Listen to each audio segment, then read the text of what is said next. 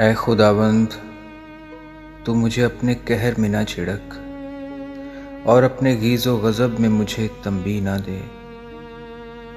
ऐ खुदावंद, मुझ पर रहम कर, क्योंकि मैं पुज मुर्दा हो गया हूँ। ऐ खुदावंद, मुझे शिफा दे, क्योंकि मेरी हड्डियों में बेकरारी है। मेरी जान भी निहायत बेकरार है। और तू ऐ खुदावंद कब तक?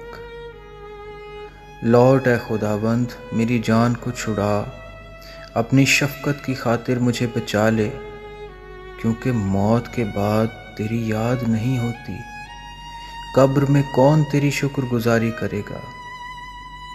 मैं करहते करहते थक गया। मैं अपना पलंग आंसुओं से भिगोता हूँ। हर रात मेरा बिस्तर तैरता है। मेरी आँख गम के मारे बैठी जाती है और मेरे सब मुखालफों के सबब से धुंधलाने लगी।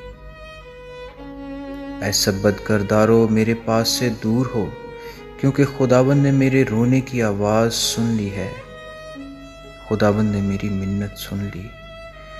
खुदावंद मेरी दुआ कबूल करेगा। मेरे सब दुश्मन शर्मिंदा और निहायत बेकरार होंगे। वो लौट जाएंगे, वो दफ़तन शर्मिंदा होंगे।